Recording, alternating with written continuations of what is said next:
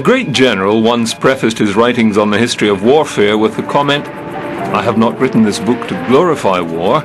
I have sought to highlight the human endeavor of men and women which is brought out in wartime." Montgomery of Alamein, 1968.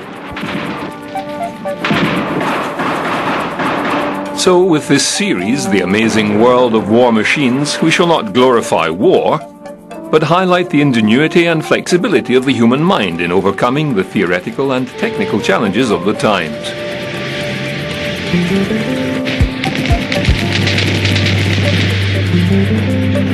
The history of the machines of war, albeit the history of armed conflict, is intrinsically tied to the history of civilization and man's quest for the basics in life.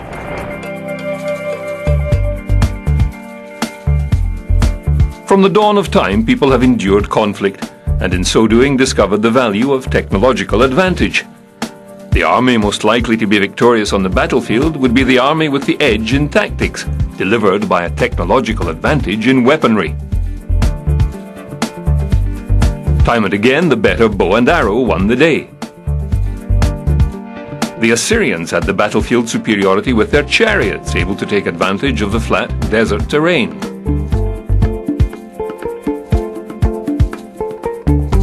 Defeated armies almost always learnt their lessons, and as a result, usually adopted the tactic or technology that had defeated them.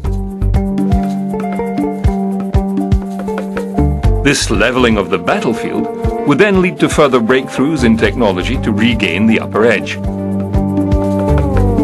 In response to the chariot, the composite bow was perfected by the Egyptians. With its added strength and elasticity, it gave archers greater range and power. The Egyptians also eventually adopted the chariot.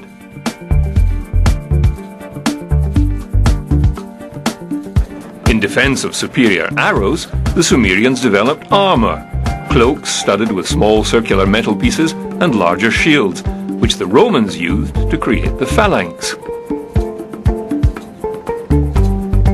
Methods to overcome the phalanx were explored, and so on through the ages. One-upmanship was the name of the game of warfare and survival. Other stepping stones included the Roman gladius, or short sword, made from carbon steel, the English longbow, the trebuchet, and chain mail. But one technological development superseded all before it in one single stroke, or more appropriately, one single flash. Deep within the mists of mythology and forgotten history lies the origin of gunpowder, better known as black powder. Through the centuries, many scholars have tried to pinpoint the origins of this simple concoction of saltpeter, sulfur, and charcoal. Many have laid claim, from the Chinese to the Greeks, the Arabs to the Hindus. Pyrotechnical devices were certainly in use by the Chinese many centuries earlier. Ceremonial and religious fireworks were common. These concoctions of chemicals may well have included the black powder. The first official record of black powder appeared around 1260 AD in the writings of a Franciscan friar, Roger Bacon.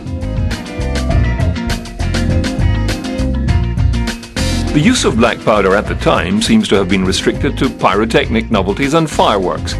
The first weaponized use of the powder seems to have been the millimeter cannon, as described in the writings of Walter de Millimeter of England, dated 1326. Other records reveal that by this time gun and shot were, if not commonplace, well known.